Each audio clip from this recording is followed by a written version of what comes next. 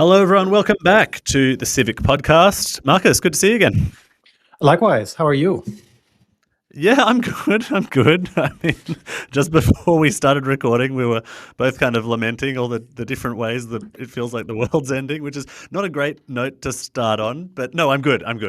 At the risk of saying the same thing over, totally standard for a German, but a gram of my areas of quote-unquote expertise, constitutional law and international trade. I'm in a perfect storm at the moment, with everything coming out of the woodworks, mostly focusing on, but not only, certainly is sort of crowding things up and taking up a lot of my time. Yeah, absolutely. And on other apocalyptic scenarios, maybe that'll become clear when we get to our further reading recommendations. I've got a pretty bleak one for our listeners at the end of this episode. But before we get there, let's do a quick recap of what we're going to be talking about today and what's been in the news. So today we're going to be talking about the German political landscape and the aftermath of its recent federal elections with one of your colleagues, Markus. Yeah, we have Max Steinbeis, and we're very happy to be joined by him. He's a German lawyer by education, a writer profession, the founder and director of Verfassungsblog, which is fairly well known even in the English-speaking world now, as a blog that deals with all matters constitutional, if you will. And we've been. I've read his writings in German, and I must say he's one of the best German writers I know in the political sphere. Also, just beautiful German writing. I wish I could write like him. I can't. He also, on that basis, has authored several books. The latest one is Die verwundbare Demokratie, which is vulnerable democracy in English. We'll link to that book in the show notes, as well as the blog, obviously. And what we do in this fairly sort of wide-ranging conversation with him. We look at the rise of the far-right AfD, Alternative for Deutschland, Alternative for Germany, having become the second largest party in the German Bundestag, the German Parliament, the challenges facing traditional parties like the Christian Democrats / Christian Socialist Union and the Social Democrats, and the dynamics of coalition politics in a much more pluralistic system than we generally know in the Anglo world. We discuss key election issues, migration, economic uncertainty, Germany's shifting global role, not just because of Trump, but also because of Trump. And then we unpack how these far-right strategies and reshaping democracies not only affect Germany, but also worldwide, what this means for Germany's future, for global future. And we think it's a fairly insightful conversation on politics, power, Germany, and the world in general. Fantastic. I'm really looking forward to hearing from Max talking about the rise of the far right in another country for a change.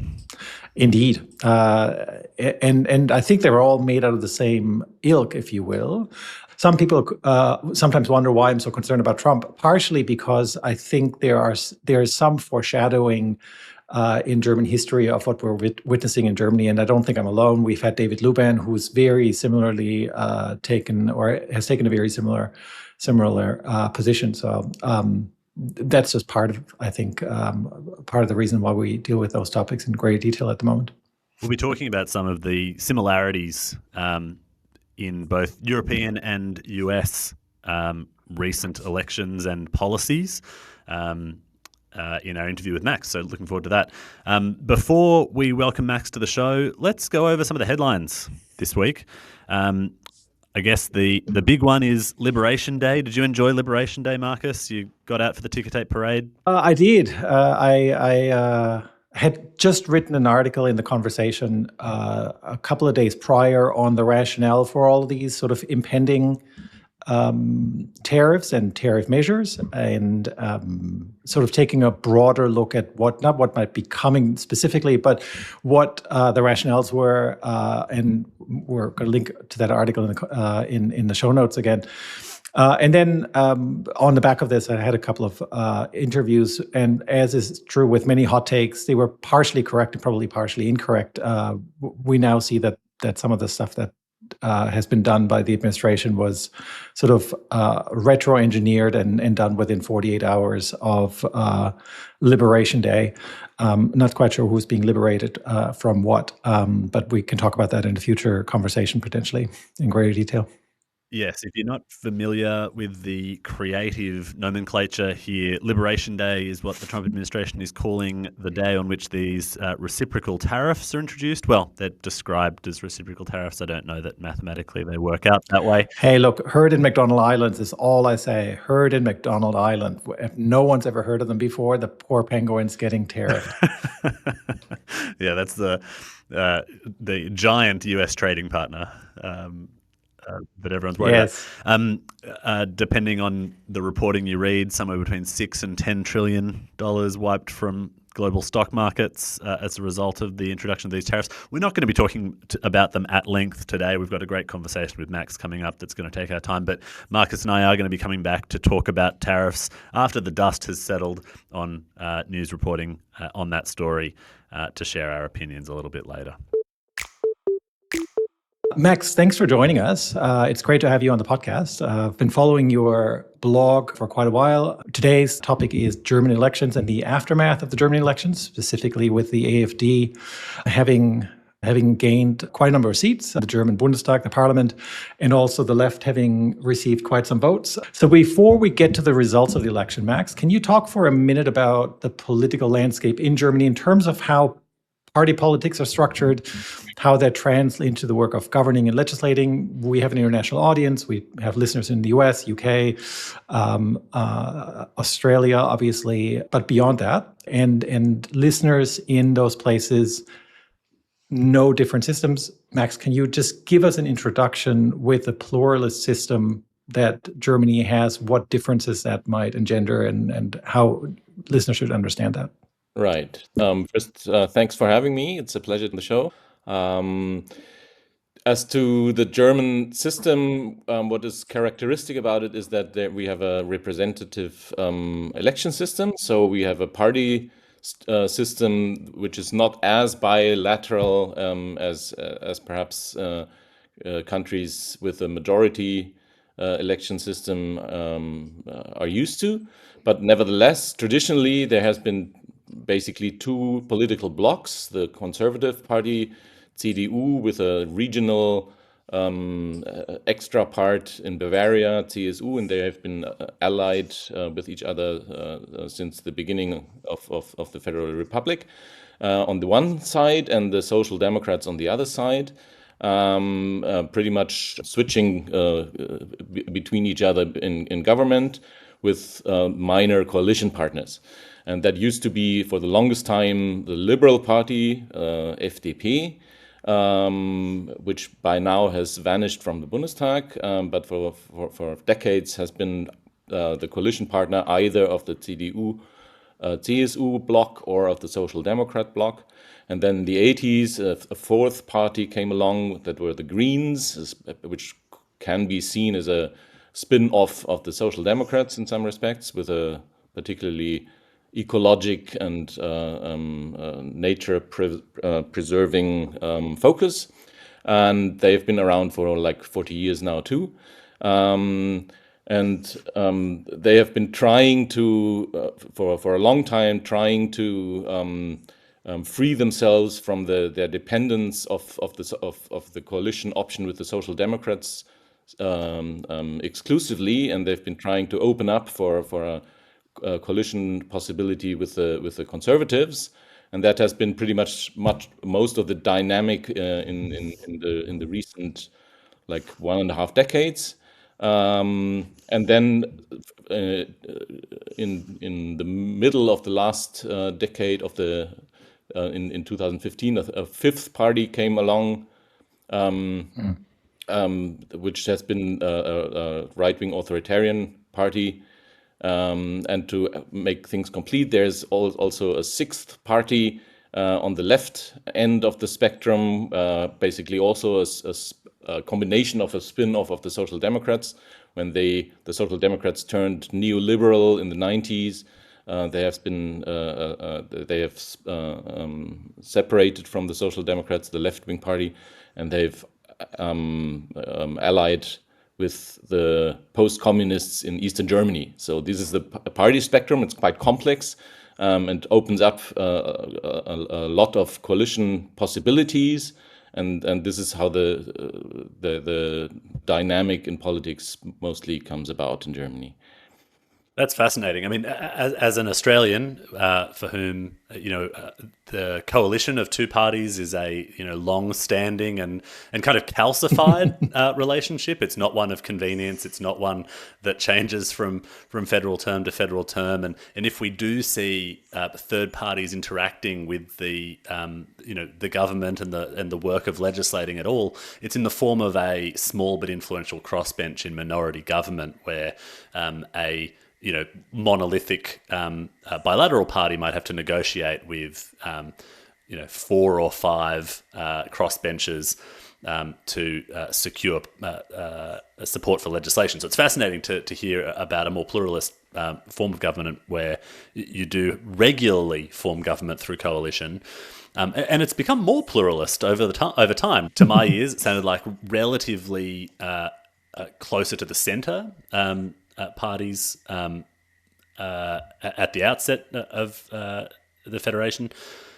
But in recent years, we've seen the introduction of and then rapidly growing support for more, well, if you like, radical parties on either end of the political spectrum. What do you think drives that sort of not just the pluralist nature of the German political system, but its increasing pluralism, or its increasing representation across the divide of parties? Right.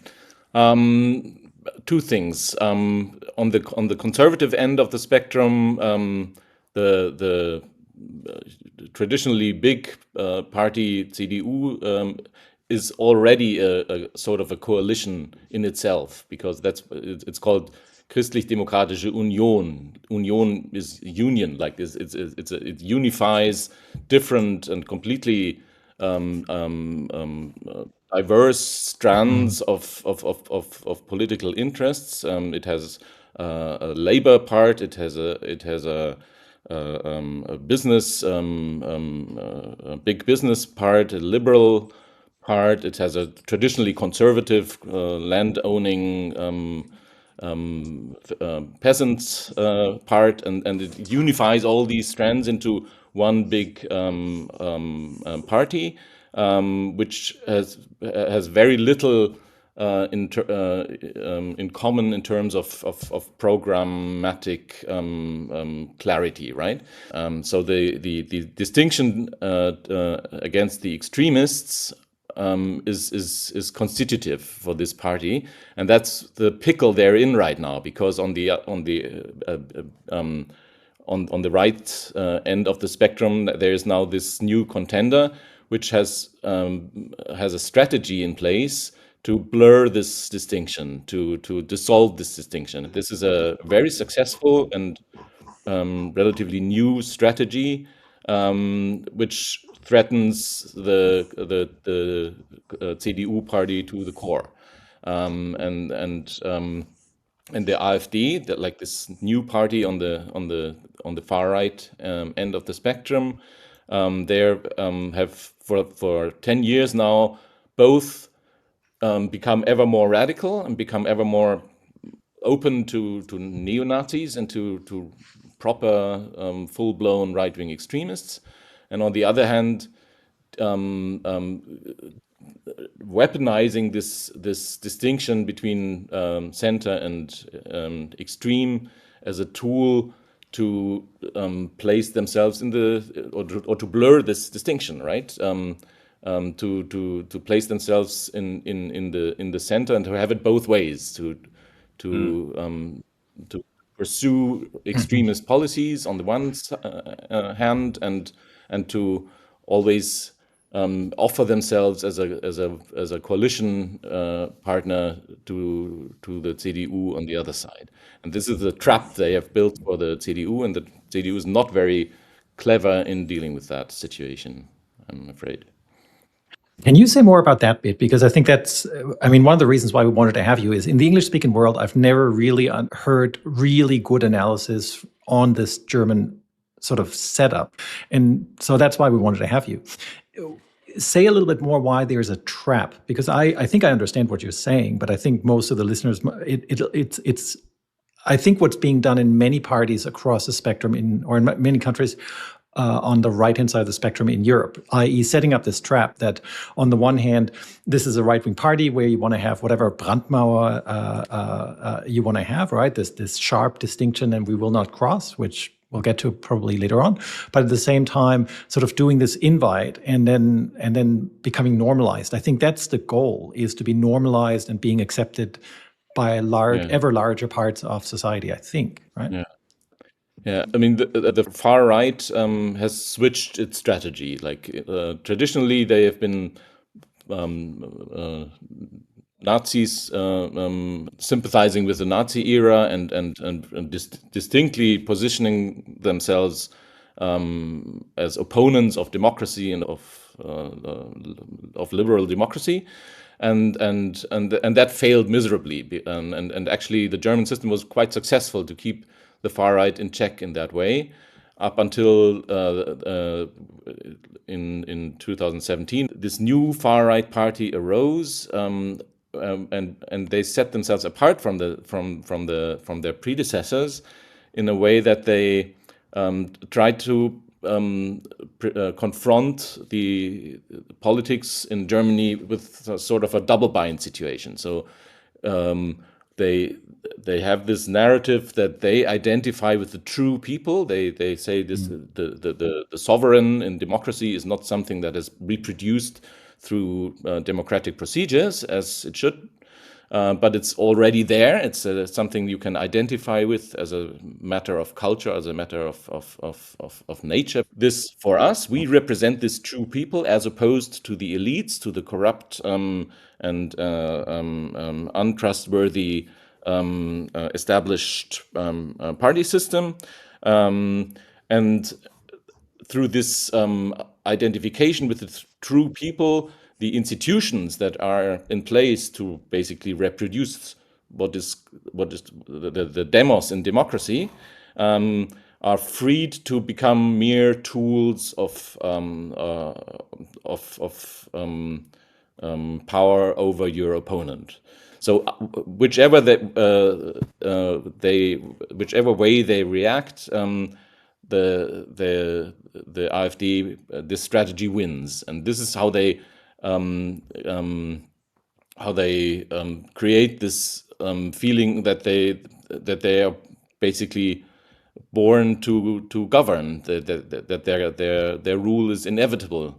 And there's the self-empowerment is so efficient, and this is the trap they have been confronting the politics as a whole, and particularly the CDU, for a long time, and they've refined the ways they use this tool to an astonishing degree, and they're really good at this by now. And we see that particularly in the East German state parliaments, particularly in Thüringen. With such a broad range of interests represented, even within a singular party like the CDU, let alone across all of the parties vying for a place in the Bundestag, I imagine there are a pretty broad range of issues that are on voters' minds in a federal election in Germany. What were the issues that were at the top of the voters' list of priorities this year? This year was very much dominated by the debate about migration, which is the case in many places in the world right now. But it's also fed by a feeling of uncertainty and the hegemony of the Western world being under threat and being undermined and being in decline, and thereby the perception that migration is the main problem at the time when actually the numbers are falling, and there are huge administrative problems with migration and asylum seekers and so forth.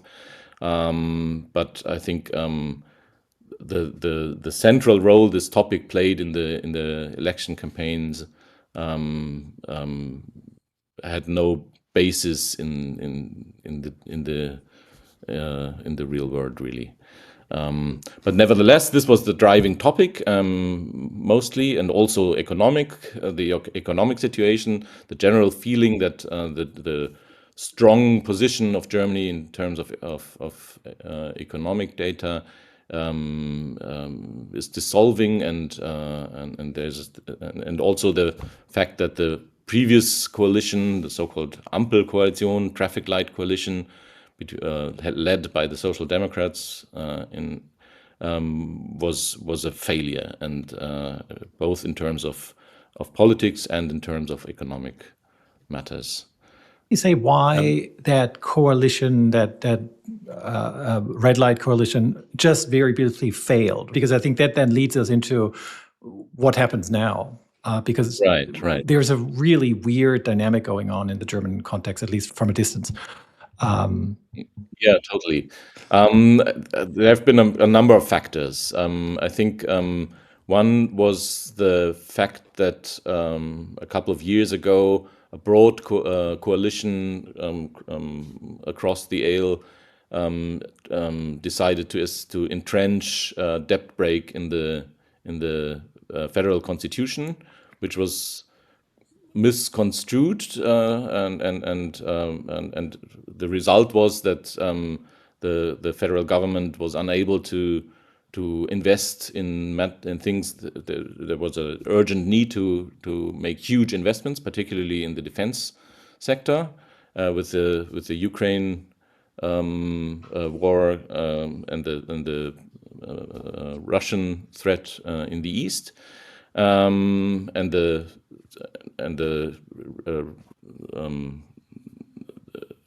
fact that Germany can no longer rely on the protection of the US, but also in terms of infrastructure and of like for the rail system is in a horrible state. The streets are in a horrible state, and then there has been a federal constitutional court decision that when the coalition tried to circumvent this obstacle, that declared that attempt unconstitutional, and basically kicked the from under the bottom of the coalition. And then there's also the fact that one of the coalition partners, the Liberals, basically played an obstructive role from the outset.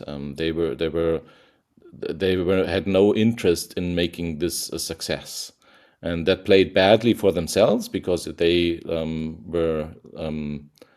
failed to re-enter the new Bundestag, and basically it was a self-destructive strategy. But nevertheless, this is what they pursued from day one until the very end, and this was also hugely difficult. And the third factor is perhaps the personality of the outgoing Chancellor Olaf Scholz, who is not the best leader one can imagine in terms of his personal temperament. Tell me more about that. I'm interested. Olaf Scholz. Yeah. Okay. Yeah. I mean, how much time do you want to spend on Olaf Scholz between two Germans? The tragedy of social democracy in Germany. It's hard to watch, really. And Olaf Scholz, he's a center left politician in the Social Democratic, the mayor of the city of Hamburg, and he also was the Minister of Finance in the government, and he was deeply invested in this lowering the federal debt policies. But he's a Northern German. He's very bad at explaining things. He's not very talkative. He's not very approachable. Nobody likes the guy. And he failed to dissolve he tried to profit from the conflict because he has these two coalition partners who have been constantly on each other's throats throughout the whole legislative period. The Greens on the one side and the Liberals on the other side. The Liberals are actually a right-wing party, and the Greens are not, and they are mortal enemies actually, and he tried to play them against each other, and that also didn't go very well. So it was a failure in so many respects, and everybody is glad to be rid of this coalition. I might just throw in as another Southern German, but from the other side of Germany, I think, from when I listen to Max in German. The Southern Germans would call him hölzern, like wooden, right? He's not very approachable. He basically has no charisma whatsoever. And his style of speech is not inspiring in the slightest. And I think that didn't help him. Yeah. I mean, the bad thing is that the guy who beat him in the election, Friedrich Merz, very much campaigned on the ticket that to bring back the 90s, to be even more looking into the past, and had even less in offer in terms of great ideas about the future or how to tackle the huge challenges we are facing.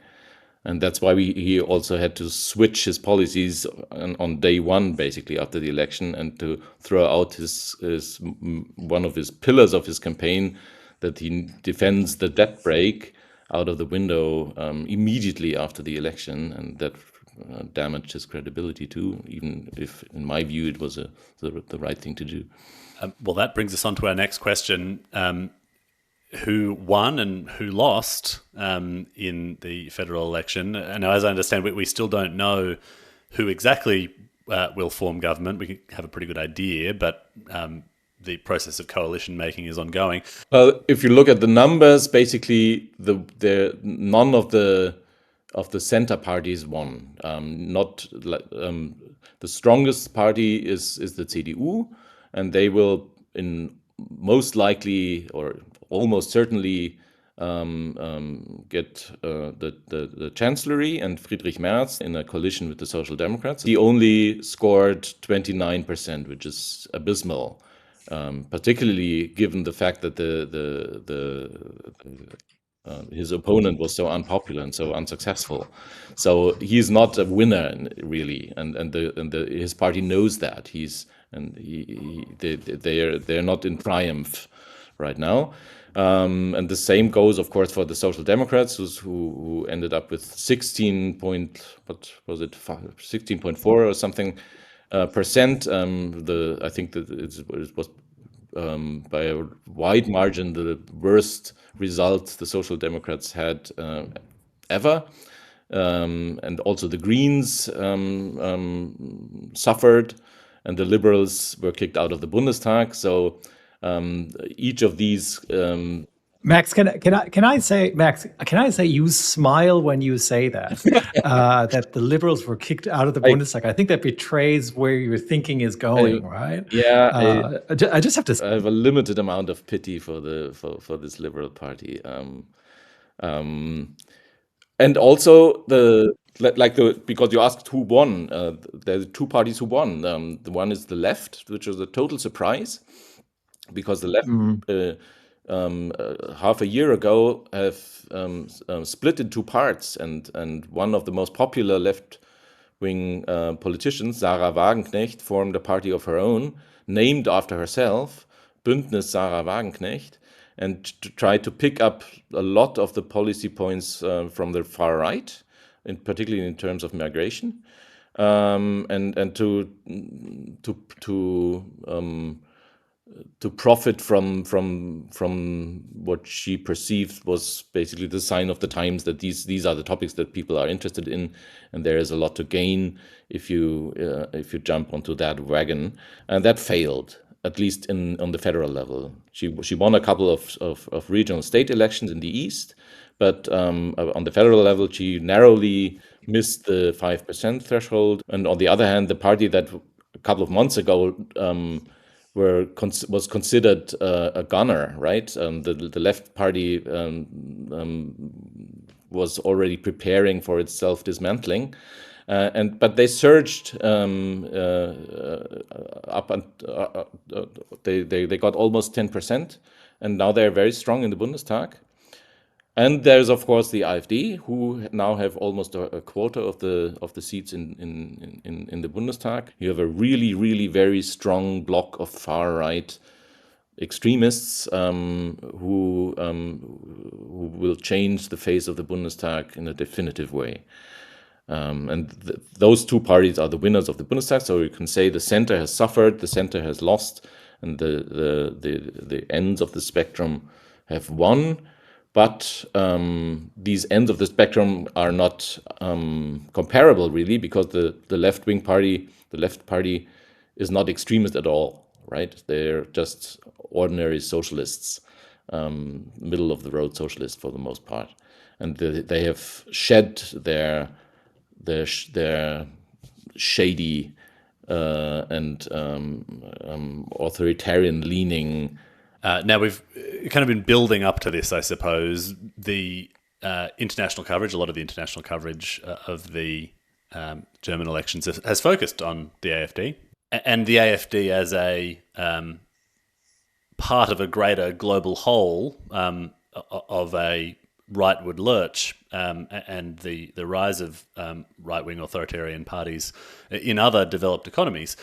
We probably don't need to go into great detail on the AfD's policies. We spoke about how migration was a important issue, a hot button topic during this election. And when you were saying that before, it struck me that I wonder whether for the German electorate, immigration played a similar role to some of the identity politics issues that were occupying a lot of airtime in the US election. One thing I do want to ask you about, though, because this does seem to be part of a greater global trend, is the increase in the AfD's support amongst young men, especially in men 18 to 24.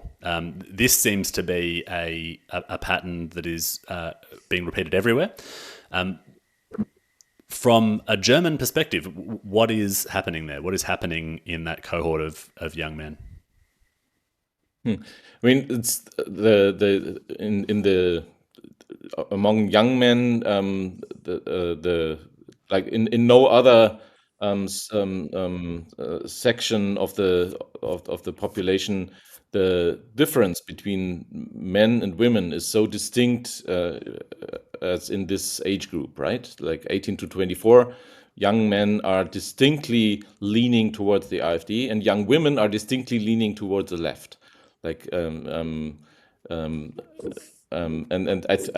I can only speculate about the reasons for that, but I think the manosphere and these social media phenomena are making inroads in Germany in this age group to an extent that few people have had on their have been aware of before, and this also shows. I think this is a sign of the degree of insecurity and of hegemony feeling threatened. There is a huge sense of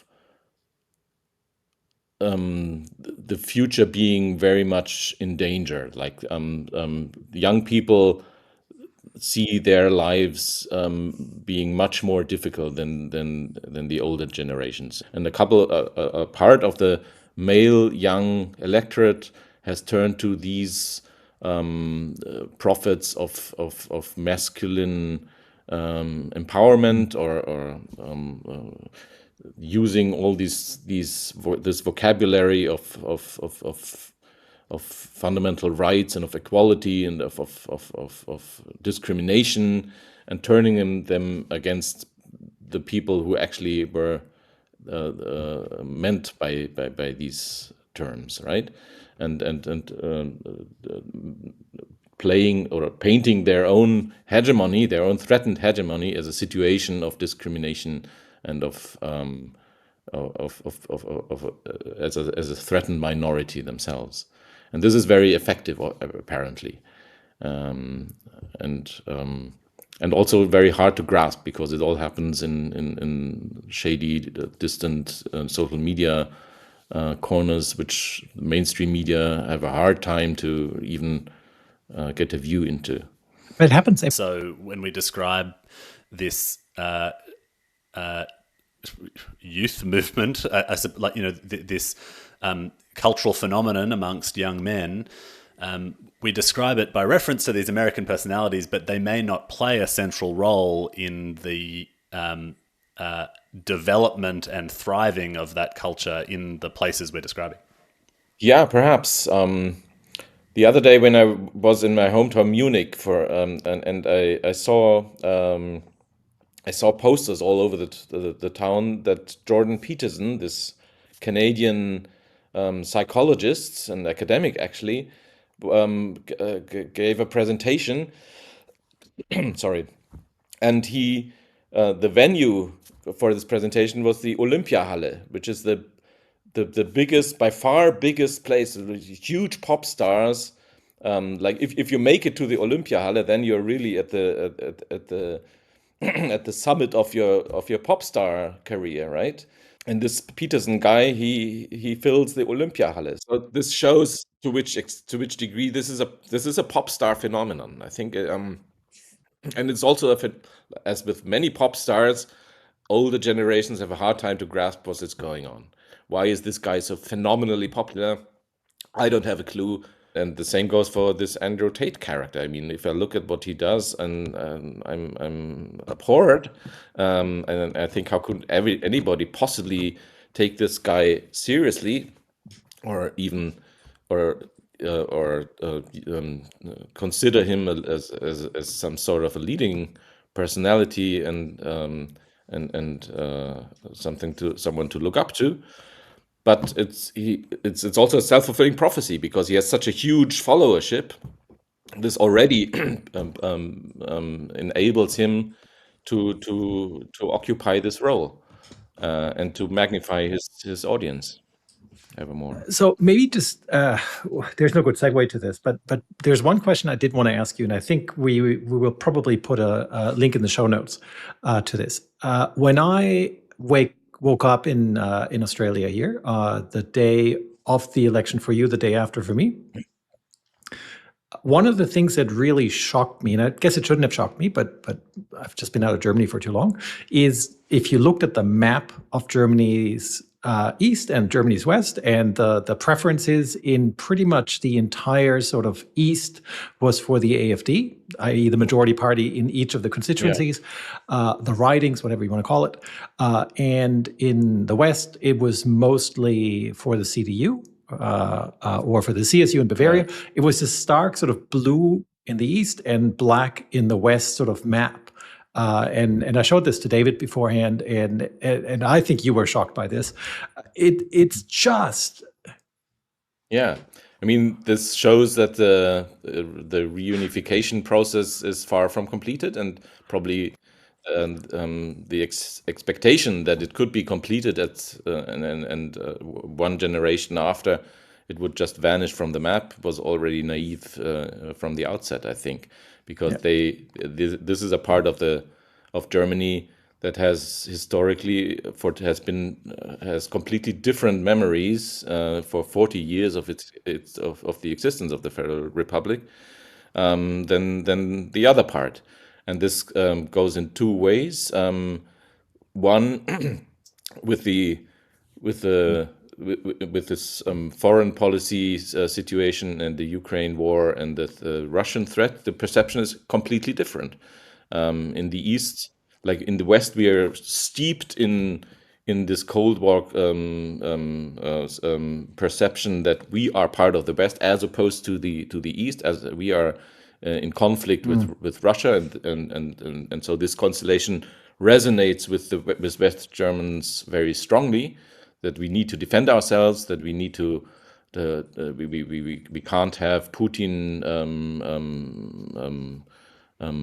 have his way, and in the East is completely the opposite, because in the East there many have fond memories of the GDR time, of the communist era, and which was basically, for the most part, a Soviet occupation, and they don't perceive the Russians as an enemy, as a threat. And then there's the matter of energy prices, the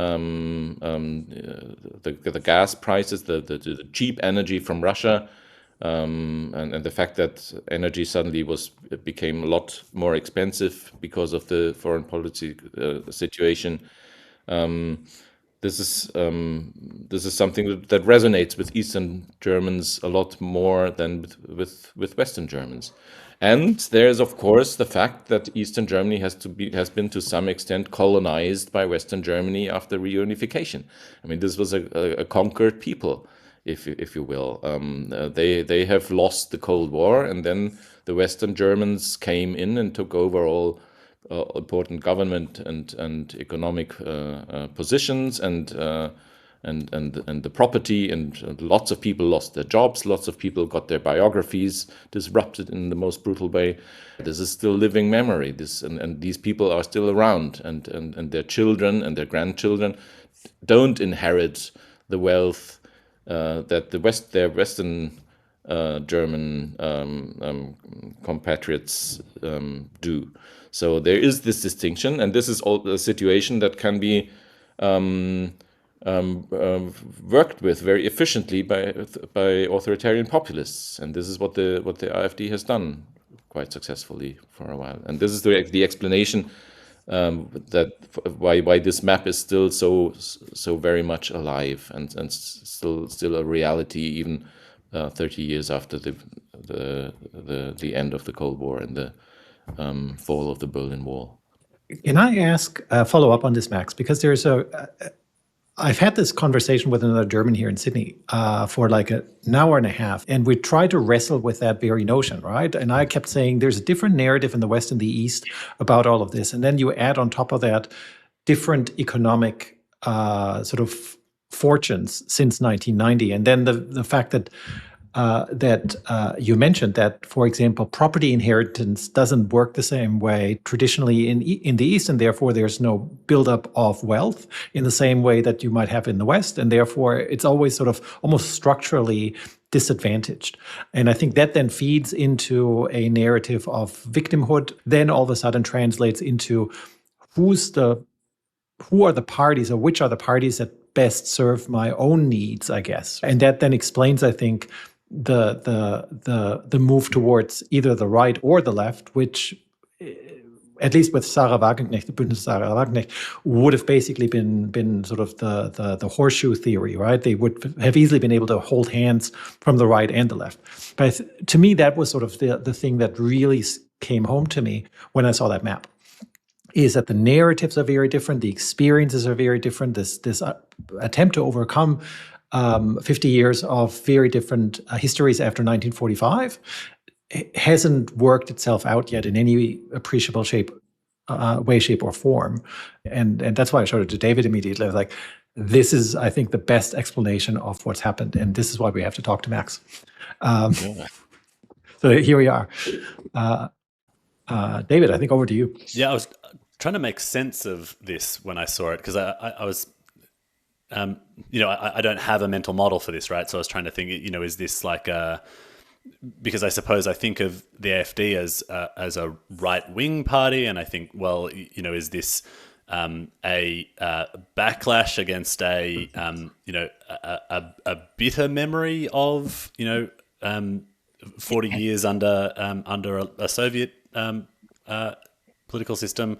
Is how does this make sense, right? Because I think about, I think Vladimir Putin said this, he said anyone who wants the USSR back has no brain, but anyone who doesn't miss it has no heart, right? So I was trying to work out what that was. Was it, the fondness for the idea or rejection of the reality? But I guess what I'm hearing you say is that it's not really about right or left. It's not really about this kind of path to authoritarianism. It's almost...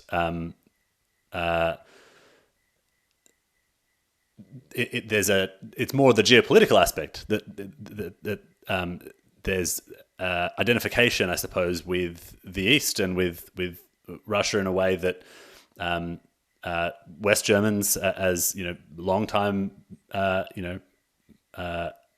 citizens of a NATO member? Yeah. I think it's both. I think it can't be separated from each other. I mean, the Eastern Germans have been living for 40 years under a system that has been a lot more authoritarian than Western Germans were. And this leaves its traces, and they're used to something like strong leadership, and to some they have been like this authoritarian rule in the GDR has left their traces on these people's memories, on the way they are looking on the political discourse, and also in the sense that Eastern Germany was a lot more a closed society. They didn't have much immigration at all. This still has consequences in the present, and the idea that there used to be for the longest time suppressed, but nevertheless kind of like cozy, protected, safe of its ethnic and cultural identity community. And now this is taken away from them. Now this is under threat from capitalism, from big business, from these colonial taking over by West Germans, but also through immigration, and through political parties that are perceived as a menace against this sense of belonging, and this makes it very easy for an authoritarian party like the AfD to capitalize on this, and this is what they've done very successfully. So, and this adds this comes in addition to the geopolitical constellation and the fact that Putin actually promises this sort of cozy identitarian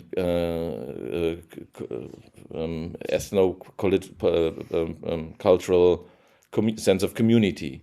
This is what he promises to his own people, and this makes him attractive for a lot of people in Eastern Germany, who dislike the idea of a confrontation and of the threat of war very much, and for good reason too. I might throw one more thing in, which you touched on at the very beginning, right? Is the notion of migration. And so, again, as someone who every now and again visits the country, for me, it's always palpable that there was a change, obviously in 2015 with Syrian refugees coming in. But I think that just added on top of sort of the grievances, if you will. And then there's this German expression that comes back in my mind as we speak, right? Which is die da oben.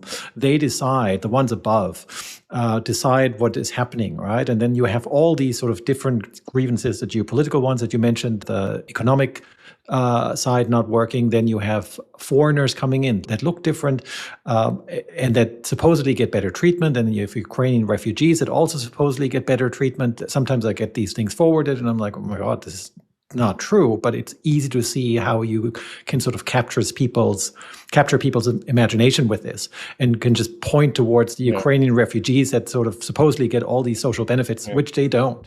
But and then there's these examples of someone who's a migrant having committed a crime, and we see this here as well, David. Right? It's not confined to Germany. We see this everywhere.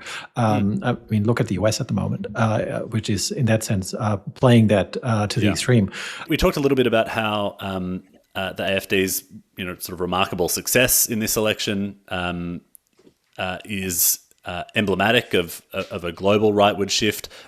I think some people have played this down as kind of this is a round of elections for the opposition, and sort of point to the UK election, for example, as a counter narrative. I find that relatively unpersuasive, but I want to begin on the premise that there is a shift rightward, an increasing sympathy for right-wing authoritarian parties. And I want to understand to what extent their playbook for government is as monolithic or common across borders as their playbook for getting elected.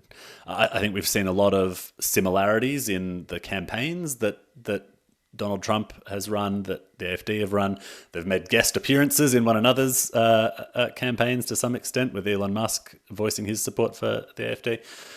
But to what extent do they have the same goals in government? Now, of course, the AfD isn't in government, but they do command a substantial minority of the Bundestag. What do you think they're going to try to achieve over the next 4 years? Is it something resembling what Donald Trump is trying to achieve in the US? I think it is. Like for the foreseeable future, there will be an opposition force, both on the federal and on the state level. But with the numbers they have, they already, from this opposition position, have a lot of clout in the system. And like in Saxony, in Thuringia, and in Brandenburg, in 3 Eastern German states, they have crossed the 1/3 threshold in the state parliaments. And once you've done that, you can block all decisions that need to be taken by a two-thirds majority, which is principally constitutional amendments, but that's not so important perhaps, but also a lot of elections, like technical nitty-gritty stuff, like nominating candidates for the judiciary, for example, in Thuringia, or for the body that elects these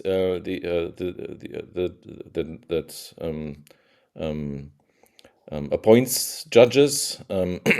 This is a decision that needs to be taken by a 2/3 majority.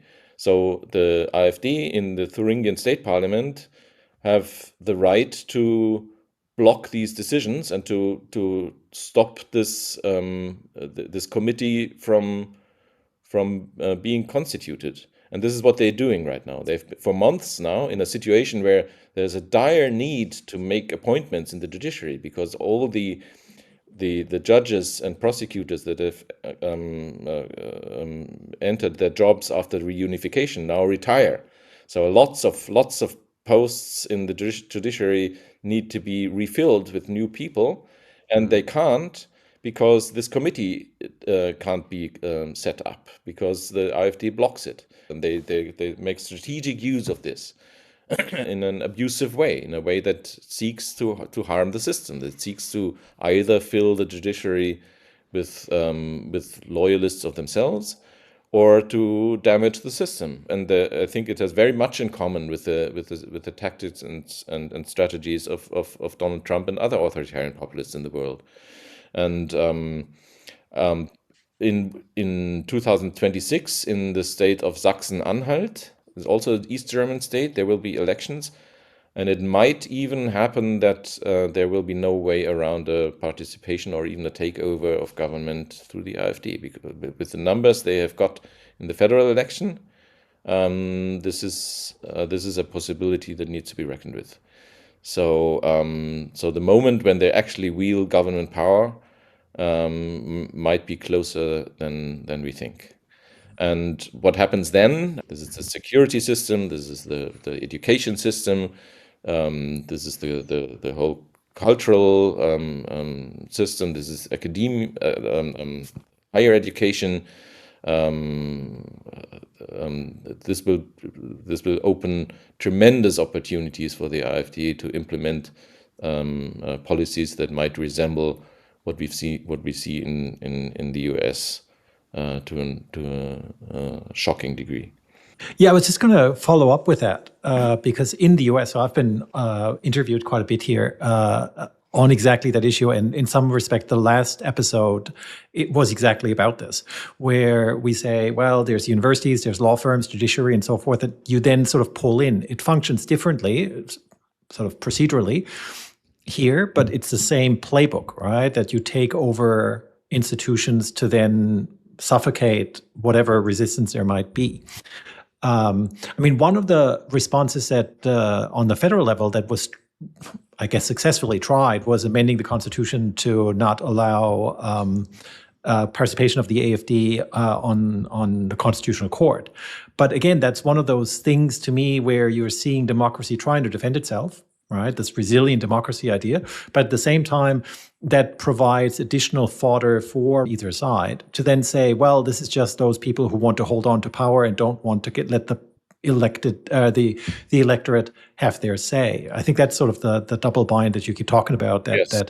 And they're incredibly effective, I think, to drive some of the parties into that space of the main parties, old main parties, I would say, into that space, because the term Volksparteien, the term sort of people's parties, doesn't apply anymore to the SPD and the Christian Democrats. Can I just follow up and just ask, do you think that the AfD is close to reaching the zenith of power at the moment, or is there still an upward trajectory? So we had this conversation with Steve Vladeck a few weeks ago. I maintain that Trump has reached the zenith of his power already, and you start to see defections. My own take is that the AfD, that's not the case. I think there's still an upward trajectory. What's your take on that? I think that's hard to say because it very much depends on how the geopolitical situation plays out. If there is really a sense that Germany nationally is under threat, and that the AfD is basically in bed with the enemy, and if this might damage the AfD substantially, I think, because this also, like all these conservative, security interested patriots, this is a large part of their base, and if they turn against them because they are too much aligned with Putin, that might have an effect. On the other hand, I think the way that the CDU is dealing with the AfD is still very much helping them. But we have seen that in this migration discussion, the degree to which the CDU has just adopted the AfD narrative that there are hordes of migrant rapists waiting to cross the border and to attack our women and children, right? So this narrative has pretty much been adopted by Friedrich Merz, and he has based much of his campaign on this. And this is, again, something that he can't deliver on, really, if he wants to stay a centrist, law-abiding, international and European law-respecting politician. Which the AfD doesn't want to be in the first place, and thereby they're much freer to it's much easier for them to make a credible claim that they will do whatever it takes to stop this perceived threat, and Friedrich Merz simply can't deliver on that, and the AfD will have will have their way with them on this, unless the CDU and Friedrich Merz turn fully authoritarian themselves. And this is the trap they have set up for him to begin with. And he's stepping into that trap. I mean, elections always bring out the worst in politicians, it seems, right? And that's exactly what we're seeing with Friedrich Merz here. They're being pushed into this trap. Whether they've been pushed or went there willingly is a different question. And I think the jury on that is out. David? We made a brief reference to some of the other right-wing authoritarian parties seeing some success elsewhere in Europe. Marine Le Pen is probably the most well-known amongst international audiences. Of course, her recent conviction is a substantial setback for her personally in her quest to run again for the top job in France. Max, what do you make of the chances of a pan-European wave of AfD-style parties? We've seen them in France, we've seen them in Italy, we've seen them in Greece. What do you make of a broader shift to the kind of party that AfD represents? I think there's already a far right surge throughout Europe, but there are also internal conflicts in between these parties, and I think we'll see more of that in the future, particularly when it comes to the geopolitical constellation with Russia. Like there's some, like Viktor Orban in Hungary, who is pretty much the pioneer and the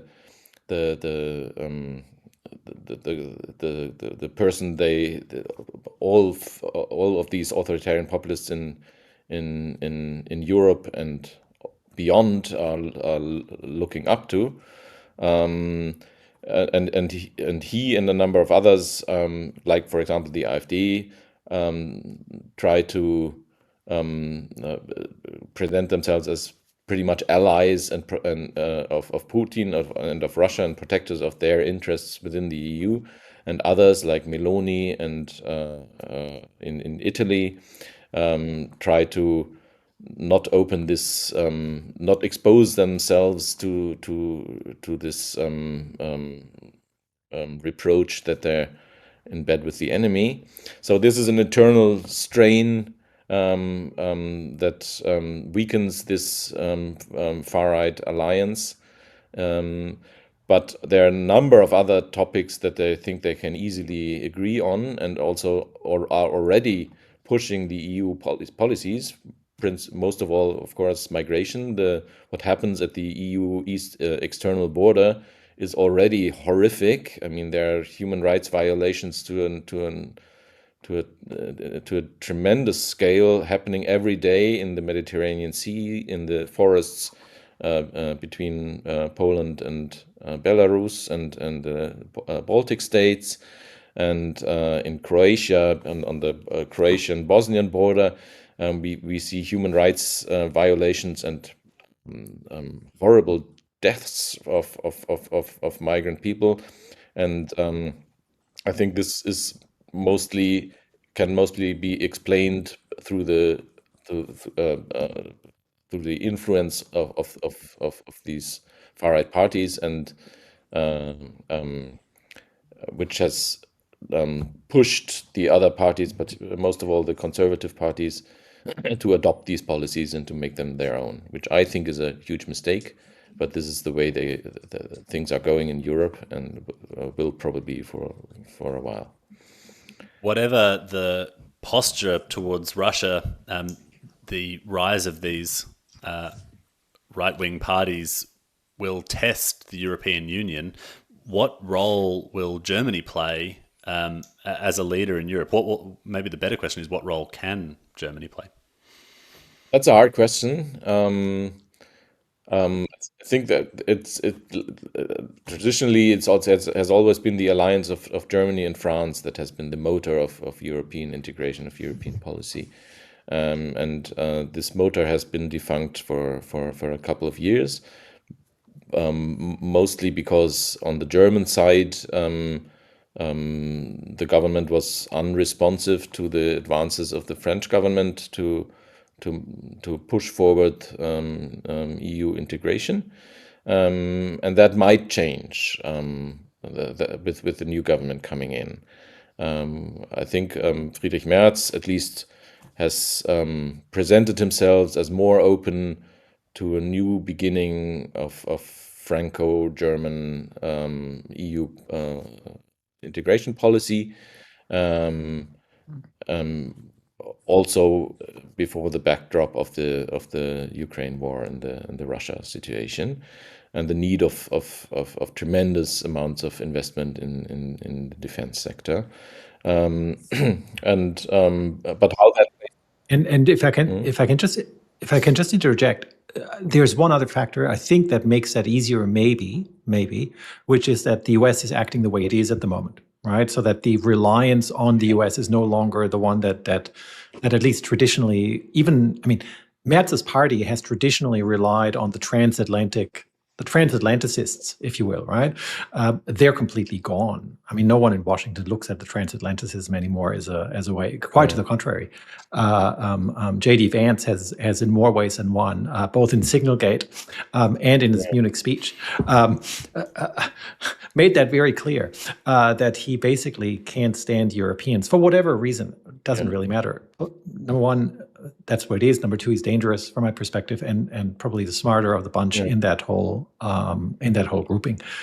But Germany would be necessary to move that forward, but can it? Because it'll sort of has to be inward looking at the same time, right? I think that's the tension that somehow has to be worked out. Yeah, this, but also the fact that the German role in this Franco-German integration motor was basically based on its economic power, and one could even, like with some exaggeration, say that politics is better left to France because they're better at that, and we deal with business because we are better at that. And I'm not sure if either of these still apply, because the German economy is in a very bad shape, and it's also the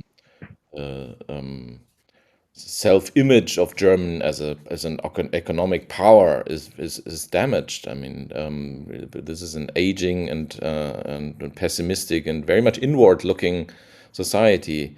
And if you talk to people who come from abroad and look at what's going on in Germany, the one thing you always hear is an astonishment to which degree the German society is the opposite of vibrant, or the opposite of entrepreneurial. So it's an open question if Germany still can play this role that we bring economic power to the table. So this is just one of the many open questions in this field. Max, I want to end on a lighter note. We at the time of recording, in exactly 1 month, we're going to have our own federal election here in Australia. I'm very excited. I love an election night. It's the only sport I follow, Australian politics, actually. We're one of the few countries in the world with a compulsory voting system. We're all very proud of it, I think. It's basically us and South America, really. It's a two-part question. Do you think the result of the election in Germany would be different if Germans were obligated to vote? And then the second question is a cultural one. If you woke up tomorrow and Germany had a compulsory voting system, would anyone tolerate that? Before I get to the compulsory voting system, let me just briefly make a point about what you said before, because I think that's very important. I think it's not enough to focus just on the danger the AfD poses, but also on this shifting of aims among the centrist parties, and the blurring of the distinction between center and extreme that happens in the centrist, that affects the centrist parties deeply. This is already visible. Like we've seen, we've in this state of Berlin earlier this week, 4 students who have been protesting against the Gaza war have been deported. They've been thrown out of the country. 3 of them EU citizens, which is most likely blatantly illegal, but the mayor of Berlin, the state government, didn't care.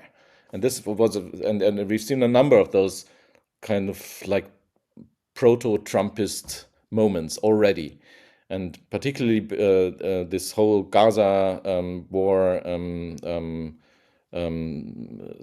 post October 7th constellation is very, very dangerous in Germany, I think, because there's this notion of Staatsräson, raison d'état, the support and protection of Israel as some sort of an identity matter for German statehood, which serves as a basis to justify human rights violations, and this is what happens in terms of freedom of assembly, in terms of freedom of speech, in terms of academic freedom. or also the slashing of funding for academic and cultural matters. This is very much in common with what we see in the US, even without any AfD as part of the government. But in Germany, the participation in elections is pretty high usually, and in the last federal elections it was, I'm not sure about the precise number, but it was above 70%. So I'm not sure if compulsory voting would make that much of a difference in the end, and it would not go down well with the sense of with the remains of the sense of the in the population that taking part in these elections is a matter of honor. It's not something you do because you're obliged to, but it's something you do because you feel responsible for democracy, and I think the benefits would not be as great as the damage would be if you undermine that sense of citizenship, responsibility for democracy. So this would probably be. Yeah, I just looked that up, Max. It's 82.5%, which was quite a bit higher, almost 8% higher than, or 6% higher than the previous one. I always say to people here in Australia when they keep telling me you have to adopt compulsory voting in Germany, I always say the population would probably show the middle finger to the system and move to the extreme, whereas here in Australia the idea is it moves to the center. And so I said it's culturally contingent. At which point, a few weeks or a couple of months ago, someone said, "You can't say it's culturally contingent." And I said, "Of course I can, because I think Max, you and I agree on this. It's like, I think you tell Germans you have to vote, they're just basically like going like, nope, I don't have to, and I will just do a protest vote just in spite of it." I think we'll probably leave it there, David. No? Yeah, that's an extraordinarily high turnout.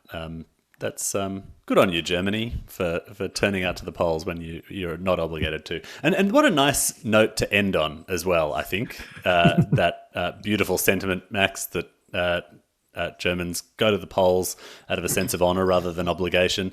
You go to the polls out of a sense of honour. Australians go to the polls because they get a sausage between two slices of bread. That's their primary reason to vote.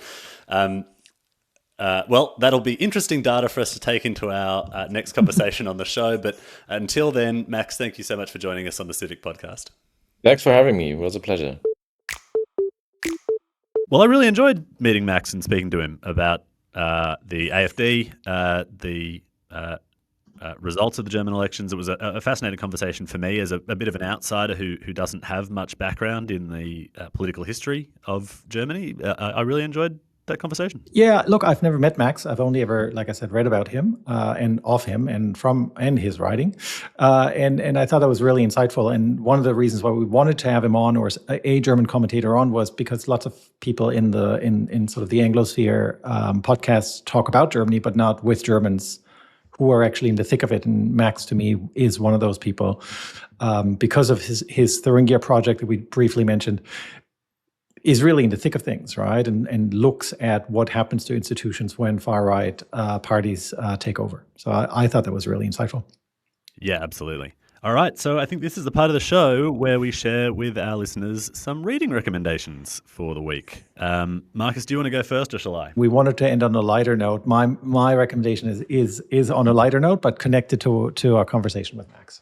Yeah, let's do that. Let's leave the listeners on a lighter note, because mine's pretty dark. Before I tell you what my reading recommendation is, I've got a question for you, Markus. And my question is, what is your P-doom? By which I mean, let me start again. Have you heard of the term P-doom before? I don't think so. Fill me in. So this is the shorthand used in AI safety circles to talk about the probability of a cataclysmic result from superintelligence or artificial superintelligence. The probability of doom, right? And you might have a p-doom of say 20%, 20% likely that artificial general intelligence spells the end of mankind. Do you have a kind of good probabilistic sense? Probably not, because I tend to be very careful with predictions in that space. So in a past life, I've worked on autonomous weapon systems in, I think 2009 is roughly when I started with that stuff. And everyone's always told me that the next year we'll have them. And that's been going on for the last 15, 16 years, right? And we still don't have them. And so I'm always wondering, like, yep, sure, probabilistic, well, doom will come in, and it's not the paper clips, but it probably will happen. The potential is there. The question is what we do about it, and whether we're getting our act together as a society. And if we think about climate change as a similarly sort of structured problem, then I'm not sure that we're set up for it. So we'll leave a link to this website in the show notes. It's ai-2027.com. This is a long scenario that spells out I suppose it's kind of like a narrative for what could happen from the middle of this year to the end of the decade. And it's an interesting read because it's unsourced, and the prediction, the website describes is mostly based on kind of a tabletop wargaming exercise, sort of experts getting together and talking about what might happen, could happen, what they might do in a hypothetical scenario. It goes through the sort of early versions of AI agents who can kind of order you some takeaway food or buy you a plane ticket but aren't very good at it. And ends, at the end of the decade, depending on the ending you choose, because you can choose a more optimistic ending or a more pessimistic ending, either with mass job replacement and universal basic income, or the extinction of humanity and AI robot servitors colonizing the solar system. So it's a pretty out there read. I think it ventures into science fiction towards the end. But it's really captured the imagination of a lot of people who think about AI safety, a lot of people who think about AI policy, and a lot of people who work on foundational AI models and products that use them. So I've just pulled this website up. You didn't tell me what you were going to talk about. I didn't tell you what I'm going to talk about. And it's one of those things that, to my mind, again, look like someone's trying to make a splash. I think there's probably a kernel of truth to it. And then it's also potentially very US-centered, and leaves aside the fact, and literally I've just looked at it for 30 seconds while you spoke. Looks really interesting, looks very catchy. The website is bare bones and has a nice graph on to it at the very top. And those are always catchy and handy. I think the biggest takeaway, I don't know, again, doing this on the fly, is to me the question of, and I've nailed my colors to the mast in that respect, is whether we want regulation by way of democratic governments or not. And I think this is sort of where, at least the way I read it, is where there's a bit of a difference in scenario, but only very slightly. Yes, so the question, do we want to have some kind of oversight, and if so, what does that look like? Yeah, absolutely. I think it's kind of sensational and bombastic and kind of exaggerated for a didactic purpose. Probably on purpose, which right? is to talk about the geopolitics of the moment we live in now, and the geopolitical dimension of AI regulation. It talks a lot about a sort of a new AI arms race between China and the US, and we saw some kind of the nascent sparks of that with the DeepSeek moment just a few months ago.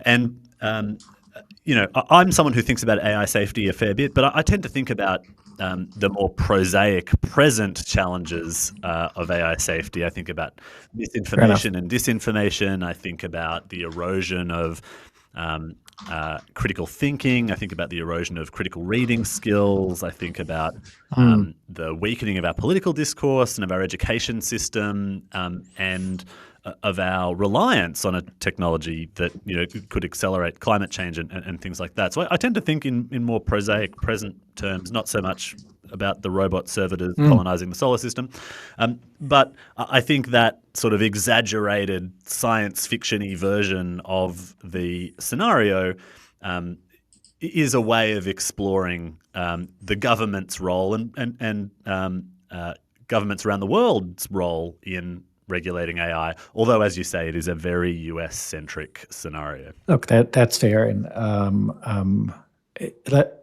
it's one of those things that I find interesting, but less and less convincing the further I go along sometimes, and it might just come to pass, and I might just be naive, right? But we need to be mindful, and again, I think. Call me a statist or whatever, but that government functions and democratic functions, and whether that's by way of government or not, in the traditional sense, not top down, but rather sort of figuring out how to capture some of these potential excesses is helpful and is useful. But then again, I'm a constitutional lawyer, and I'm inclined to do that from the get-go. Yeah. Well, and I mean, I think there is also a part of me sometimes that thinks, the focus on these kind of science fiction-y paperback novel safety risks of nuclear weapons and, bioengineered weapons and autonomous weapon systems piloted by AI models kind of distracts us from some of the harms that we're actually doing right now, some of the harms that we're actually experiencing right now. Theft of copyrighted works, what the economy looks like for artists and authors, when we've kind of got this money laundering for copyrighted works technology out in the world, and it does kind of exclude a really plausible counter narrative, which is that none of this comes to pass because we're reaching the end of kind of the returns on scale. Pouring more and more data into these models, producing better and better output. Is that coming to an end? Is that plateauing? Are we going to see more innovation at the application level than at the foundational level over the next few years? But interesting read, even if you're just looking for an interesting science fiction read and you're not terribly persuaded by the existential risk. If you are or you aren't, it's definitely worth the 10 minutes it takes to read through both the optimistic and pessimistic scenarios. So I might just end with mine, although now coming to think of it, it's a lighthearted one, but I'll probably end on a darker note. So mine is, in keeping with our interview today, is Goodbye Lenin, which is a 2003 movie that some people in the Anglosphere might have heard about, a German language movie. And you just have to imagine that your very diehard East German mother socialist falls into a coma right before the Berlin Wall comes down. Right, that's the setup of the movie. She wakes up months later, and you have to pretend that the communist regime is still alive and well, because otherwise she might get a heart attack and die. So this is right. This is this sort of tragic comedy of 2003, starring Daniel Brühl as Alex. Daniel Brühl, people might have heard about. He played in *Inglourious Bastards*, becoming Karl Lagerfeld, All Quiet on the Western Front. So has broken into the Anglosphere, and he's her son with a flair for do-it-yourself propaganda, as I would call it. Becomes increasingly desperate throughout the movie and stages more and more elaborate fake news operations, transforms their apartment into a time capsule of former East Germany to protect her health. East German pickles from the Spreewald make an appearance, which I'm not familiar with. I'm from the southwest of Germany, but which weren't made any longer, so you had to track them down and figure out where to get them. Fake TV broadcasts with the politicians still in play before AI, and some thrift store hunting to keep in line with the clothes that were worn in former East Germany. It's in many ways heartwarming. It's at least for a German, very funny. It's also a little bit heartbreaking. It's a little bit The Truman Show meets Cold War cosplay, and so that's the lighthearted bit. The less lighthearted bit is that I think they should do a remake of that movie with a different ideology that we're seeing at the moment. Imagine a diehard Trump fan falling into a coma just before he has to step down, and then believing that he could extend his presidency for another 4 years, and then having to pretend that he's still around. So that's the less hilarious note, because that's the reality we might live in. So who knows? I was going to say, who says Donald Trump's going to step down? He's got plans for a third term. Yeah, right. But that's a topic for another day. But what a fitting recommendation for our conversation with Max, right? Because there is this nostalgia for East Germany that we talked about, right? That there is a complicated relationship with East Germany and the GDR that clearly still exists in those parts of Germany. It does, and so when I thought about what am I going to talk about, it's the movie that I laughed about with my friends, both from former East and West Germany when it came out. But that also partially now, this is why I said it's hilarious, but also a bit heartbreaking, because it starts to explain what we've discussed today with Max. And so there you have it. I wholeheartedly recommend the movie. If you want to get in touch with us, please do. We're on all the socials. Please spread the podcast. Tell your friends about it, and we'll talk again soon. Yeah, the best thing you can do to help us reach more listeners is to leave us a rating on your preferred podcast platform, whether it's Apple Podcasts, Spotify, or somewhere else. That helps other listeners to find us, and that really supports the show. Thanks so much for listening. We'll see you next time.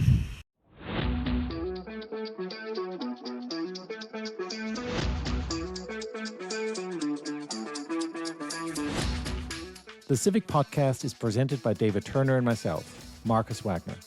Help us spread the word by telling others about the podcast. For more information, visit us on thecivicpodcast.com. Our handle on the socials is The Civic Podcast. The production team consists of Irene Bijou, Justin Bortignon, Jacqueline Malafe, and Jacob Malby. On behalf of David Turner and myself, thank you for listening.